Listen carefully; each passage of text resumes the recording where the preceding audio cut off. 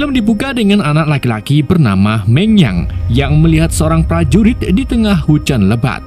Meng Yang pun menjadi ketakutan dan bergegas ke ayahnya yang sedang membuat pedang. Ternyata ayah Meng Yang ini adalah Meng Zizi, orang yang cukup terkenal karena mahir dalam membuat pedang di seluruh Tiongkok. Bahkan, Kaisar pun memintanya untuk membuat pedang istimewa yang disebut sebagai Hanwam. Saking istimewanya, banyak orang yang menyerang untuk mengambil pedang tersebut. Jadi Meng Zizi segera membuat pedang kuat lainnya yang dinamai Chungying untuk melawan pedang ajaib Hanwam. Sementara itu, di depan Meng Zizi kerja, terjadi perkelahian besar antara orang-orang yang ingin melindungi Meng Zizi dengan para prajurit. Selang beberapa saat setelah Meng Zizi menyelesaikan pedang Chungying, ia menyuruh Meng Yang pergi melarikan diri sambil memberikan pedang Chungying yang baru saja setengah jadi. Meng Zizi lalu mendorong Meng Yang ke dalam sungai sebelum akhirnya ia ditangkap oleh para prajurit. Pemimpin prajurit yang bernama Zhao Han lalu merebut pedang Hanwam dan kemudian membunuh Meng Zizi. Scene lalu menampilkan saat Meng Yang sudah tumbuh remaja dan menjadi nakal bersama teman-temannya yaitu Dalau dan Zuko. Mereka sering mengganggu orang yang lewat di depan tongkrongan mereka. Lalu, di suatu hari saat mereka mencoba merampok sejumlah emas dari seorang pria, Meng Yang pun mengeluarkan pedang Chungying-nya namun langsung dihentikan oleh pria tersebut yang memiliki refleks sangat cepat. Meng Yang pun tak lagi-lagi berani dengan pria tersebut. Di waktu yang sama, pria misterius itu menyadari pedang yang dimiliki Meng Yang dan menanyakan dari mana ia mendapatkannya. Namun, Meng Yang dengan kembelitinya tak mau memberitahu asal pedang tersebut. Pria itu juga tak terlalu peduli dan pergi begitu saja setelah memberi Meng Yang sebuah liontin giok. Beberapa saat kemudian, ketiga bujang itu sampai di sebuah kota yang disebut Red City. Di situ terlihat banyak orang yang sudah menunggu gerbang dibuka untuk masuk ke dalam Red City. Tetapi para penjaga tak mau membukakan gerbangnya. Sampai akhirnya seorang pria dengan pakaian serba putih muncul yang ternyata adalah Pangeran Dulian. Di mana ia curhat kepada penjaga kalau ia sebenarnya ialah pangeran yang diusir dari istana. Alhasil kepala penjaga pun mengabulkan permintaan Dulian untuk membukakan gerbang tersebut. Meng Yang kemudian menyerahkan liontin giok itu ke seorang gadis yang tinggal bersamanya. Gadis itu adalah Xiao Yu. Meng Yang memintanya agar menggunakan liontin itu untuk membayar utang mereka ke seorang pria bernama Mr. Singh. Singkat cerita, Xiao Yu pun pergi menemui Mr. Singh untuk melunasi hutang mereka. Xiao Yu juga mengarang cerita tentang mendapatkan giok tersebut. Namun, Mr. Singh tak mau menerima giok itu karena ia tahu kalau giok itu milik Zhongzhan, si pemilik pedang terkenal. Lalu, Mr. Singh malah membuat kesepakatan dengan Xiao dan yang lainnya. Jika mereka bisa membunuh Zhongzhan, maka hutang mereka lunas. Sementara itu, Meng Yang mendatangi seorang pembuat pedang untuk mengasah pedangnya. Namun pembuat pedang mengatakan kalau pedang ini terlalu unik untuk ia kerjakan. Meng Yang pun kembali menemui teman-temannya, akan tapi ia tetap di luar dan mendengar percakapan mereka. Di mana mereka kesal karena tak memiliki pekerjaan. Mendengar hal ini, Meng Yang pun merasa tak enak. Jadi, ia pun pergi ke makam ayahnya untuk menjernihkan pikiran. Di sana, Meng Yang juga melihat Dulian sedang menyantai sambil memainkan serulingnya. Di keesokan harinya, Meng Yang memutuskan untuk menjual pedangnya dan mendapatkan uang untuk teman-temannya. Akan tapi, Xiao Yu tiba-tiba muncul dan langsung menghentikannya. Bersama dengan itu, Mr. Singh juga muncul untuk menawarkan mereka pekerjaan, yaitu mengawal seseorang untuk pergi ke kerajaan dan akan dibayar dengan jumlah yang lumayan. Meng Yang dan teman-temannya pun langsung bersemangat mendapatkan pekerjaan tersebut. Di hari berikutnya, mereka mulai berangkat menemui orang yang akan mereka antar ke kerajaan, dan ternyata orang itu adalah Dulian. mereka pun memulai perjalanan mereka sambil diawasi oleh kepala penjaga dan Mr. Singh di atas gerbang. Di malam harinya, gerombolan itu sampai di penginapan mewah. Xiaoyu pun berpikir kalau Dulian ini orang penting. Dan saat makan malam, Meng Yan mencoba menguji Dulian untuk melihat apakah pria itu memang kaya atau orang penting seperti pangeran. Tapi akhirnya Dulian mengaku ke mereka kalau ia adalah pangeran. Meskipun begitu, Dulian tak sombong dan mengajak mereka makan bersama di satu meja. Bersama dengan itu, Pangeran Dulian lalu melihat pedang Chung Ying milik Meng Yan dan menganalisa kualitas-kualitas khusus dari pedang tersebut hanya dengan melihat sekilas. Setelah makan malam, Xiaoyu dan Meng Yan kemudian mengobrol untuk memutuskan melanjutkan perjalanannya sebelum matahari terbit. Namun, tiba-tiba mereka mendengar suara kecapi. Ternyata, musik itu sebagai tanda untuk sekelompok penjahat untuk menyerang. Seketika kelompok penjahat itu pun mengejar dan menyerang Pangeran Dulian. Pertarungan antara gerombolan Meng Yan dan sekelompok penjahatan pun terjadi.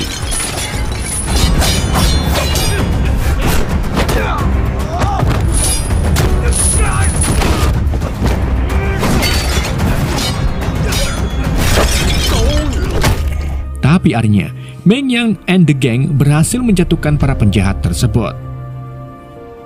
Si pemain kecapi itu lalu muncul dan pria itu adalah Zhongshan. Meng Yan pun terkejut karena pedangnya tiba-tiba menyala tepat setelah Zhongshan muncul. Di saat itulah, Zhong langsung melakukan serangan ke Pangeran Dulian. Namun, Meng Yan berhasil menghentikannya dengan serangan pedangnya dan membuat Zhong serta kelompoknya mundur. Tetapi, salah satu anak buah Zhong dengan sengaja menyalakan api dan membakar penginapan tersebut. Untungnya, Meng Yan dan yang lainnya berhasil menyelamatkan diri. Karena perjalanan mereka terlalu beresiko, Pangeran Dulian pun memutuskan untuk melanjutkan perjalanannya sendirian. Namun Meng Yan menolak dan ia malah minta Xiao Yu untuk membawa yang lain pulang, sedangkan Meng Yan menemani Pangeran Dulian melanjutkan perjalanannya. 放心，我说走走。那你小心。 Keesokan harinya saat keduanya melanjutkan perjalanan, mereka menemukan sisa-sisa pembunuhan di tengah hutan. Jadi mereka pun mengambil jalur yang sekitarnya lebih aman. Sebelum melanjutkan perjalanan, Meng Yan menggantungkan liontin gioknya di pohon bambu. Tak lama kemudian, mereka sampai di pedesaan untuk beristirahat sebentar. Keduanya juga sempat marung di warung Mr. Kongzi, tapi tiba-tiba beberapa penjahat muncul. Jadi, Mr. Kongzi langsung membawa Pangeran Dulian dan Meng Yan ke dalam warung untuk bersembunyi. Karena penjahat itu tak menemukan Pangeran Dulian, mereka pun akhirnya menyeret Mr. Kongzi. Melihat hal itu, Meng Yan pun jadi kesal dan berniat membantu Mr. Kongzi. Namun, Pangeran Dulian menahannya untuk mencari solusi lain. Ia mengungkapkan kalau tujuannya pergi ke kerajaan untuk naik tahta dan membantu orang-orang yang dalam kesusahan. Sementara itu, di tempat lain, Zhong melihat liontin giok yang sebelumnya digantung oleh Meng Yan. Di malam harinya, Meng Yan dan Pangeran Dulian mengobrol membahas bagaimana Pangeran Dulian terpaksa pergi ke Red City karena ada yang menuduhnya tak mengikuti aturan sang raya. Bahkan, orang itu juga berencana untuk membunuhnya jika Pangeran Dulian kembali ke kerajaan. Di tengah obrolan itu, Meng Yan lalu pergi sebentar untuk pipis. Namun di saat itulah, Zhong muncul dan menanyai Meng Yan dari mana ia mendapatkan pedang Chung Ying tersebut. Akan tapi, Meng Yan menolak untuk menjawab pertanyaan itu dan bersiap untuk memulai pertarungan. Di waktu yang sama, mereka mendengar suara aneh yang ternyata adalah teman-teman Meng Yan yang kembali lagi untuk membantunya. Ketika Meng Yan dan yang lainnya mencoba pergi, Zhong serta anak buahnya segera melakukan serangan ke mereka. Di tengah pelarian mereka, Dalu tersandung yang kemudian dibantu oleh Zuko. Dan saat Meng Yan ingin membantu, Pangeran Dulian menghentikannya karena itu terlalu berbahaya. Alhasil, Daluo dan Zuko pun mati di tangan anak buah Zhong. Sedangkan Pangeran Dulian, Meng Yan, dan Xiaoyu berhasil melarikan diri dan tergelincir di jurang. Meng Yan pun jadi kesal karena kehilangan sahabat-sahabatnya. Selang tak lama, sekelompok pemberontak menemukan mereka dan membawa mereka ke Komandan Zhou. Awalnya, Komandan Zhou tak mengenali Pangeran Dulian, tapi setelah pangeran menceritakan tentang kejadian yang dialaminya, Komandan Zhou merasa kasihan dan membiarkan mereka istirahat sebentar. Di malam harinya, Pangeran Dulian menemui Komandan Zhou untuk mengucapkan terima kasih karena membiarkan mereka beristirahat. Dulian lalu memperhatikan beberapa bilah kayu yang berisi puisi lama yang tertulis di atasnya dan bisa menyelesaikan puisi-puisinya yang belum selesai. Komandan Zhou pun kagum dengan kecerdasan Pangeran Dulian dan menyarankan agar pangeran sementara waktu tinggal bersama mereka. Tak lama kemudian, Pangeran Dulian melihat Meng Yan sedang melatih kemampuan bela dirinya. Dulian pun bergabung untuk membagikan beberapa tips saat bertarung menggunakan pedang. Sang pangeran mengajari Meng Yan agar yakin pada diri sendiri meskipun pedang Chongying sudah agak tumpul karena tak pernah diasah. Di pagi harinya, Meng Yan, pangeran, dan Xiao Yu melihat jalan keluar di dalam goa tempat para pemberontak berkumpul. Tapi sebelum mereka kabur, Komandan Zhou berhasil menangkap mereka dan menyadari kalau ia sudah membantu Pangeran Dulian. Tapi mereka malah mencoba pergi begitu saja. Komandan Zhou pun tanpa ragu menyuruh anak buahnya untuk mengeksekusi Pangeran Dulian dengan cara dibakar. Dan saat Dulian akan dieksekusi, Meng Yan mengajukan diri untuk menyalakan apinya. Tapi tentunya hal itu tidak dilakukan Meng Yan karena ia malah memanfaatkan momen ini dengan mengatakan kalau Pangeran Dulian ini sangatlah baik. Bahkan, istri Komandan Zhou juga setuju dengan pernyataan Meng Yan. Mendengar hal itu, Komandan Zhou pun berubah pikiran dengan membebaskan Pangeran Dulian. Tak hanya itu, Komandan juga memberi arah jalan tercepat untuk menuju ke kerajaan. Dan akhirnya mereka pun melanjutkan perjalanannya kembali. Di lain tempat, Zhong memutuskan untuk berhenti dari pekerjaannya dan menyerahkan pedang Hanwam-nya ke Jenderal Zhou Han. Namun, keputusan Zhong itu membuat Jenderal marah sampai-sampai ingin membunuh Zhong menggunakan pedang tersebut. Untungnya, Zhong dengan cepat menghindar dan mengancam balik sang jenderal menggunakan pisau. Sementara itu, Meng Yan dan yang lainnya melintasi Sungai Han menggunakan getek. Meng Yan dan Dulian lalu mulai mengobrol tentang pedang Chongying milik Meng Yan yang diberikan oleh ayahnya. Pangeran Dulian juga mengucapkan terima kasihnya ke Meng Yan karena sudah membantu melepaskan Dulian dari sekelompok pemberontak. Tak lama setelah mereka sampai di daratan, Zhong muncul lagi tapi langsung pergi begitu saja. Kini, Meng Yan dan yang lainnya hampir sampai di kerajaan. Namun lagi-lagi mereka dihadapi dengan rintangan lain, yaitu munculnya Jenderal Zhou Han bersama pasukannya.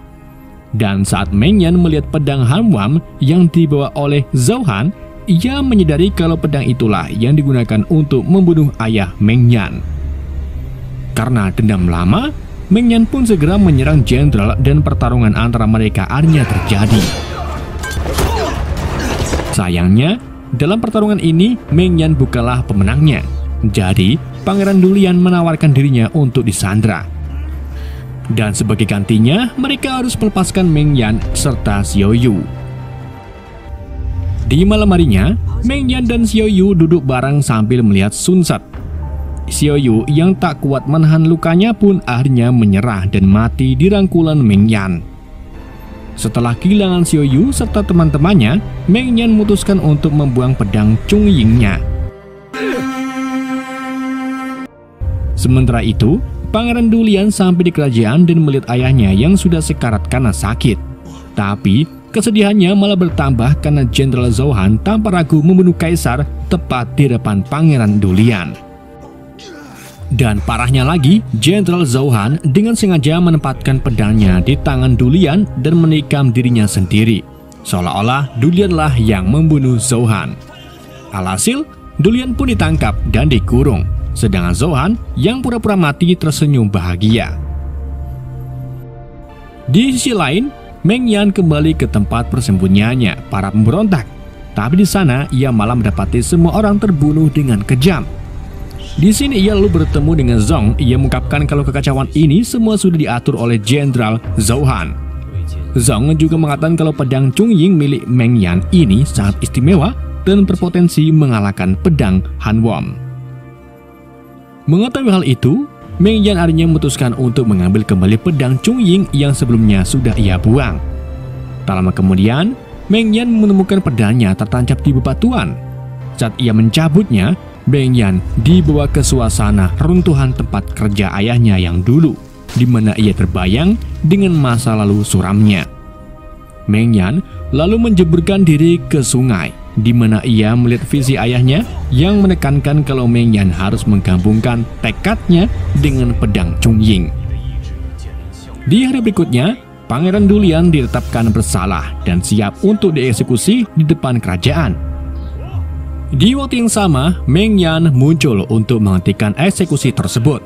Dan ia datang tidak sendirian, melainkan bersama warga kerajaan lalu Komandan Zhou yang masih hidup dan juga Zhong. Alhasil, pertarungan besar pun terjadi. Tak tinggal diam, Meng Yan lalu masuk ke dalam kerajaan untuk menolong Dulian. Dan saat Meng Yan melawan para prajurit, darahnya menyatu dengan pedang Chungying yang akhirnya pedang itu menjadi lebih tajam dari sebelumnya.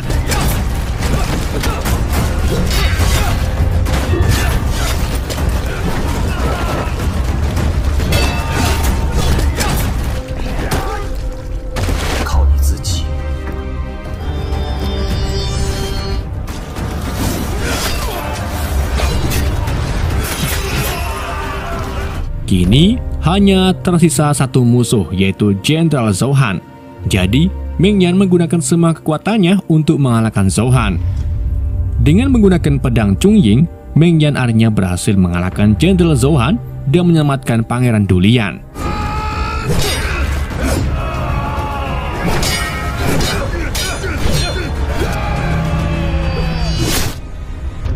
Para warga kemudian mulai bersorak-sorai setelah melihat Pangeran Dulian yang masih selamat. Dulian juga mengucapkan terima kasihnya ke Meng Yan yang beberapa kali sudah menyelamatkannya. Sementara itu, Meng Yan yang sudah menyelesaikan misinya memilih untuk kembali ke tempat kerja ayahnya yang dulu untuk mencari ketenangan. Beberapa tahun kemudian, Meng Yan mendapatkan kunjungan dari Pangeran Dulian yang sejak kejadian itu diangkat menjadi Kaisar Tiongkok. Di situ, Pangeran Dulian terlihat memainkan sulingnya yang mengingatkan Meng Yan saat pertama kali mereka bertemu. Dan film pun berakhir.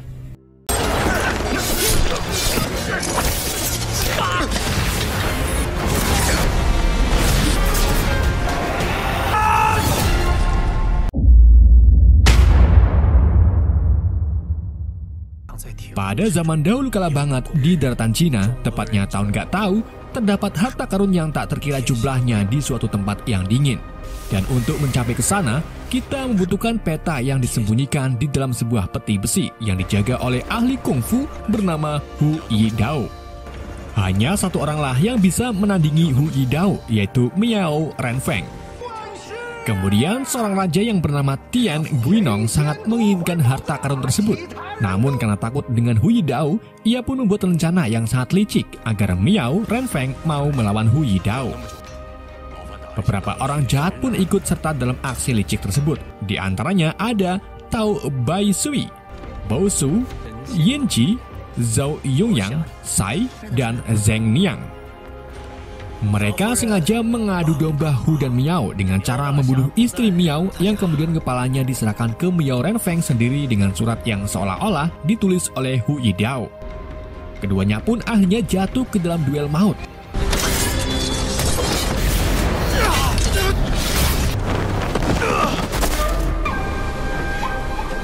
Tetapi usut punya usut, ternyata pedang keduanya sebelumnya sudah diolesi racun mematikan.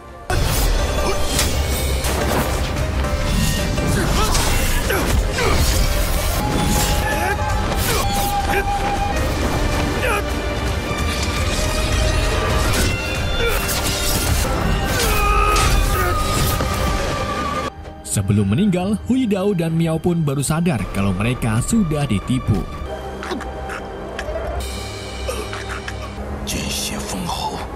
Pada malam harinya, Baosu DKK sengaja membakar dan membunuh semua warga di desa Huidao, yaitu desa Hujia.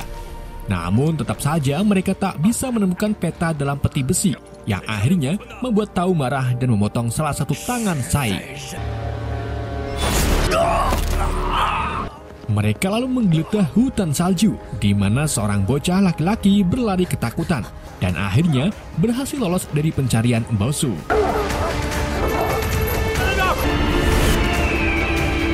10 tahun kemudian, pencarian peta di dalam peti rahasia itu masih berlanjut. Kini kelompok penjahat itu juga menambah 2 murid baru, yaitu Guiyu dan Qin Wang. Pada suatu hari, Guiyu mencegat sekelompok bandit untuk mencari peta. Dan dengan pedangnya, ia hampir mengalahkan sekelompok tersebut. Sampai akhirnya, muncullah Yinji dan Qin Wang membantu Guiyu mengalahkan mereka.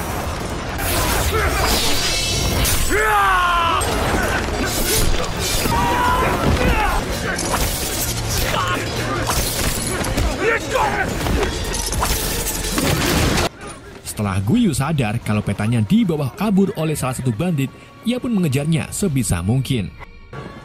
Tak lama kemudian, Guiyu menghadap ke Raja Tian Guinong. Seperti yang sudah dinanti-nantikan, ia berhasil membawa peta harta karun. Raja Tian pun senang tak karuan dan memintakan yang lain untuk pergi mencari harta karun tersebut.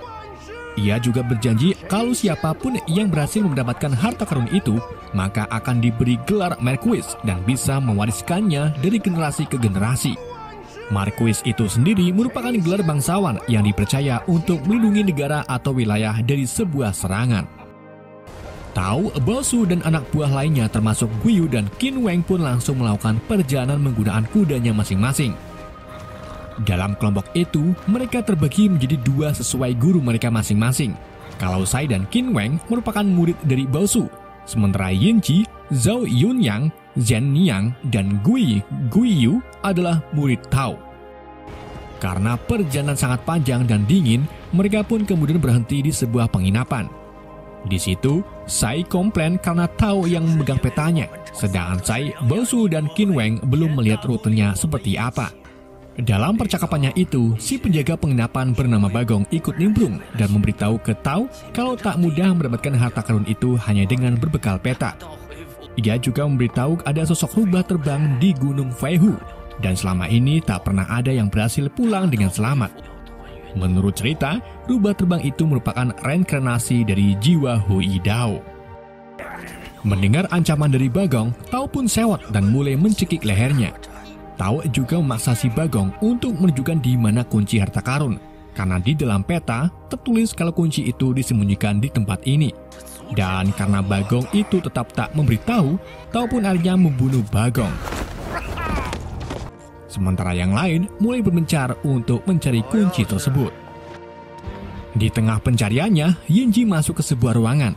Ia lalu menemukan alat yang bisa membuka pagar yang dimana di dalamnya ada sebuah kunci. Di saat masih sekirang-kirangnya menemukan kunci, Guiyu melihat hal tersebut dan dengan kilat menusuk dada Yinji menggunakan kayu sampai meninggal. Sedangkan Qin Wang melihat apa yang dilakukan Guiyu ke Yinjin. Scan lalu menunjukkan masa lalu Guiyu, di mana ia menjadi budak di penggalian emas. Pada saat itu juga, ia berhasil menemukan sedikit emas dan berniat untuk menyimpannya sendiri. Namun niatannya itu dihentikan oleh mandornya yang akhirnya memberi Guiyu hukuman. Guiyu diikat di kursi dengan tali yang melingkar di lehernya. Setiap Guiyu menolak untuk memberikan emas tersebut, sang mandor akan mencekik Guiyu sampai meninggal. Akan tetapi dengan kemampuannya, Guiyu berhasil melepaskan tali-tali tersebut dan melakukan penyerangan.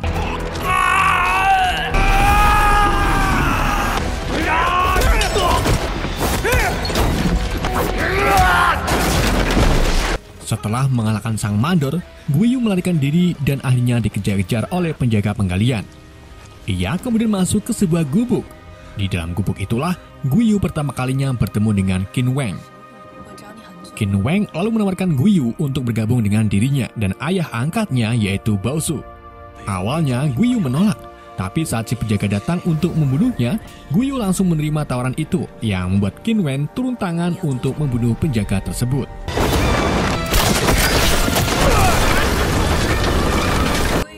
Qin Wang kemudian membawa Guiyu ke hadapan Baosu, di mana Baosu malah menyuruh Qin Wang dan Guiyu saling bunuh.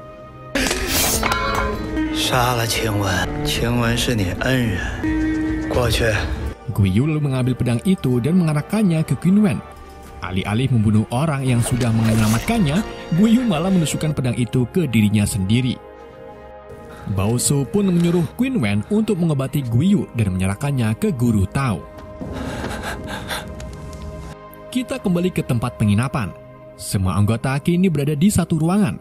Tao pun menebak-nebak siapa yang membunuh Yanji dan mencurigai Guiyu karena ia yang pertama kali menemui mayat Yanji. Tetapi Baosu mengalihkan kalau itu hal yang tak penting karena kuncinya sudah berhasil ditemukan. Anggota lain kemudian pergi untuk beristirahat, sementara Tao dan Guiyu tetap tinggal sambil membahas tentang kematian Yanji. Namun Guiyu meyakinkan gurunya itu kalau Yanji mungkin dibunuh oleh rubah terbang seperti yang dikatakan oleh Bagong. Dan karena Tao kebingungan bagaimana ia bisa mendapatkan harta karunnya, Guiyu pun membujuk Tao supaya merebut kuncinya dari Baosu. Scan lalu memperlihatkan kilas balik beberapa waktu sebelumnya, di mana Guiyu dan Qin Wang ternyata sudah merencanakan tentang pembunuhan Yanji. Mereka bahkan dengan detail membersihkan tempat TKP tanpa ada yang mencurigakan sedikit pun, kecuali sebuah gelas yang tak sengaja Guiyu pegang saat di detik-detik Tao memasuki ruangan. Tak lama setelah berbincang dengan Tao, Guiyu lalu menemui Baosu dan Qin Wang di samping tebing. Di sana ia mengatakan apa saja yang ia bahas saat bersama Tao, dan mengatakan kemungkinan kalau Tao akan merebut kuncinya dari Baosu. Namun sebelum hal itu terjadi, Baosu pun ingin merebut petanya terlebih dahulu yang kini ada di tangan murid Tao yaitu Zhao Yunyang. Saat Baosu pergi, Qin Wang sengaja memberi kalung pemberian ayahnya ke Guiyu sebagai tanda bergabung dengan mereka. Keesokan harinya, mereka melanjutkan perjalanan ke hutan Gunung Feihu. Tao kemudian menancapkan belatinya ke satu pohon sebagai tanda agar tidak tersesat. Namun saat masuk ke dalam hutan cukup jauh, mereka kembali melihat belati tersebut. Dan ketika mencoba untuk mengambilnya, ternyata itu hanya ilusi belaka. Hal ini sudah menunjukkan kalau hutan tersebut bukanlah hutan biasa saja. Tepat di saat itu juga, kabut tebal mengelilingi mereka, membuat mereka tak bisa melihat satu sama lain. Saat Zhao Yunyang terpisah dari rombongan, Guiyu mendatanginya. Dan karena kabut akan menghilang dalam 15 menit lagi, Guiyu pun langsung menyerang Zhao tanpa aba-aba. Mereka berdua jatuh ke dalam pertarungan menggunakan pedangnya masing-masing.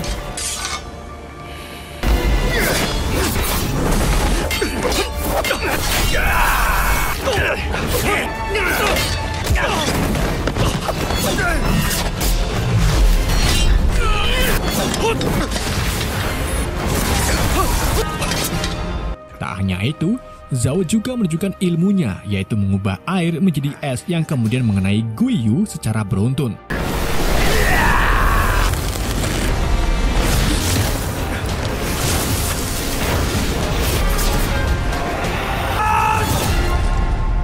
Selang tak lama kemudian, Baosu, Qin Wang, dan Sai muncul. Guiyu pun segera menyerahkan peta yang ia rebut dari Zhao ke Baosu. Dan sebelum mereka pergi, Guiyu mengaku kalau dirinya terkena racun dari Zhao dan hidupnya hanya bertahan selama 4 jam saja. Apesnya lagi, yang punya penawarnya hanyalah Tao Baisui. Namun, Baosu tak peduli dengan nasib Guiyu dan malah pergi begitu saja. Baosu, Qin Wang, Sai, dan Guiyu yang terpaksa pun melanjutkan perjalanannya, yang dimana mereka berakhir di jalan buntu yang dipenuhi kerangka-kerangka. Dalam kesempatan itu, Guiyu dengan cepat lari ke arah Baosu dan merebut kunci yang ada di lehernya. Dan di waktu yang sama, puluhan hyena muncul mengepung mereka, sedangkan Tao dan murid-muridnya melihat mereka dari atas tebing.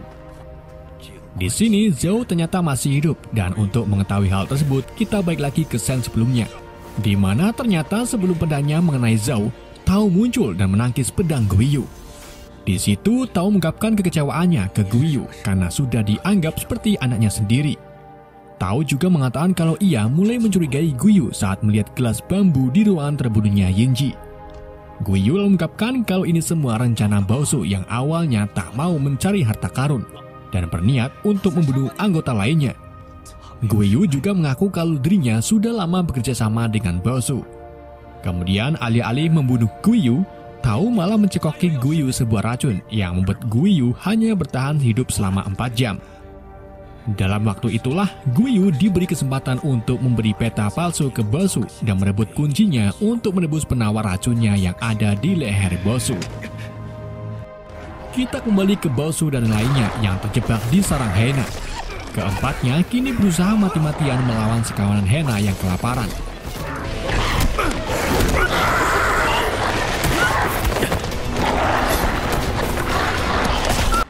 Di waktu yang sama, Bosu mendapat serangan dari 3 Hena yang langsung membuatnya terkapar. Dan karena banyak Hena lain yang muncul, Qinwen, Sai, dan Guiyu pun pergi meninggalkan tubuh Bosu. Sementara Tao serta muridnya mengejar mereka untuk merebut kuncinya. Zhao lalu mengejar Qinwen sambil beberapa kali memenahinya. Sedang di sisi lain, Sai sembunyi dari kejaran Tao. Dan tiba-tiba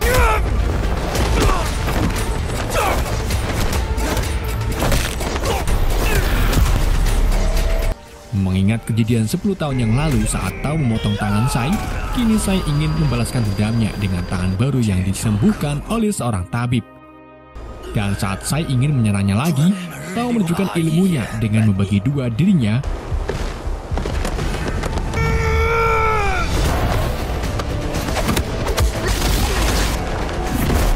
Kemudian untuk mengakhiri pertempurannya, Tao menusukkan pedangnya ke leher Sai hingga ia meninggal total.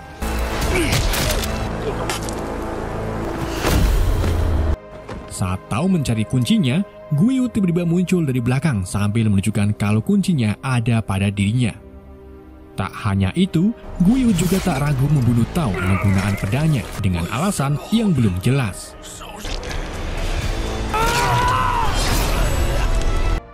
Di tempat lain, Qinwen menghadapi Zhao dengan senjatanya masing-masing.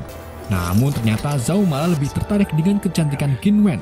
Dan saat Zhao mulai teralihkan, Qinwen menggunakan jurus rahasianya untuk memanipulasi kunang-kunang agar meracuni Zhao. Ketika Zhao mulai tak berdaya, Qinwen langsung menusukkan belatinya ke jantung Zhao sampai meninggal.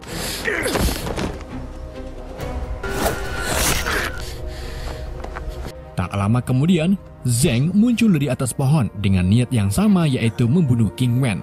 3娘方才就在，忘了。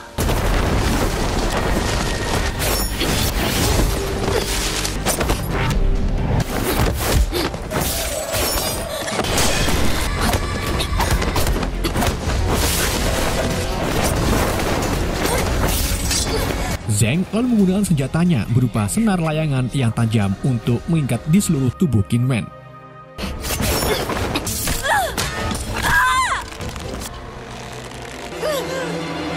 Di saat Zheng akan membunuh Qinwen, datanglah Guiyu yang memotong benang-benang tersebut dan menyerang balik Zheng. Namun usahanya itu tak berhasil. Zheng kembali melakukan penyerangan dengan benangnya untuk mengikat Guiyu.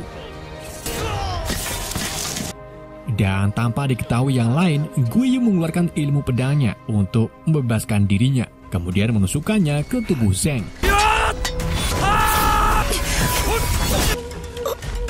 Guiyu juga menegaskan tentang siapa dirinya sebenarnya, yang ternyata orang di balik sosok penunggu Gunung Feihu, yaitu rubah terbang. Tak hanya itu, Guiyu juga ternyata merupakan anak dari Hu Yidao yang berhasil melarikan diri bersama peta serta kunci harta karun. Dan nama asli Guiyu adalah Hu Fai. Setelah 10 tahun meninggalnya Hu Yidao, Guiyu dengan sengaja membayar sekelompok bandit untuk menyembunyikan peta sebelum ia merebutnya kembali agar yang lain tak curiga. Setelah itu, ia juga mendatangi penginapan terlebih dahulu untuk merancang penyembunyian kunci. Guiyu kemudian membunuh Zheng menggunakan pedangnya. Gak lama kemudian, Bosu yang kembali hidup tiba-tiba muncul. Karena banyak yang belum tahu kalau Bosu menyimpan ular di dalam dirinya, dan dengan bantuan kelabang peliharaannya, Bosu bisa bangkit lagi. Keduanya kemudian mulai menyerang satu sama lain.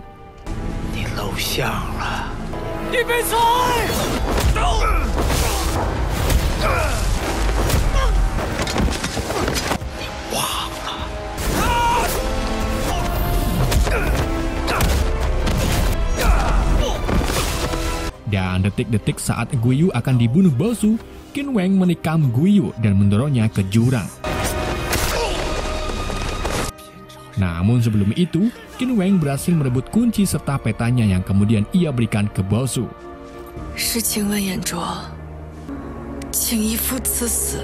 Kini tinggal Bosu dan Qin Wang yang berhasil hidup. Mereka berdua melanjutkan perjalanannya dan sampai di titik terakhir di mana harta karun itu berada. Namun sesampainya di sana, mereka tak menemukan apa-apa dan tempat itu hanya ditutupi oleh salju es. Kemudian saat Bosu memasukkan kuncinya ke sebuah batu, es-es di sekitar mulai longsor dan angin yang bertiup kencang menyapu semua salju hingga terlihat banyaknya emas di bawah lantai es.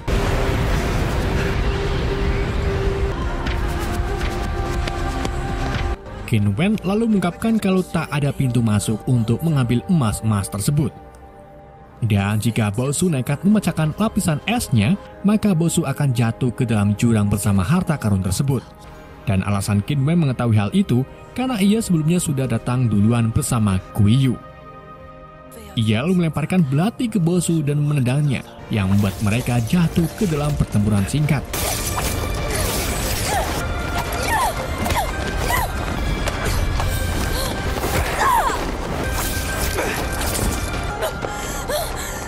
Tak makan waktu yang lama, Bosu kemudian muntah darah dan menyadari kalau ia telah diracuni oleh anak angkatnya sendiri melalui belati yang baru saja ia tancapkan.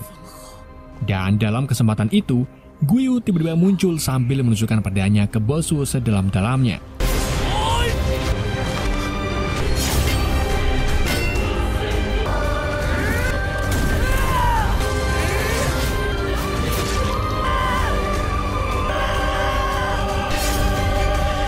Qin Wang kemudian membunuh kelabang-kelabang Bosu sehingga ia tak bisa membantunya bangkit kembali. Tak puas dengan itu saja, Guiyu juga sebelumnya memasang bahan peledak dan mengaktifkannya sehingga Bosu meledak bersama harta karun tersebut. Di balik semua kejadian ini, Qin Wang dari awal memang bekerja sama dengan Guiyu karena sama-sama ingin balas dendam dengan Tao, Bosu dan yang lainnya. Bagaimana tidak, Qin Wang ini ternyata merupakan putri kandung dari Miao Renfeng. Jadi keduanya sama-sama membuat rencana agar mereka saling bunuh. Karena mereka berdua tidak sanggup untuk membunuh penjahat-penjahat itu jika hanya mengandalkan kekuatan mereka saja.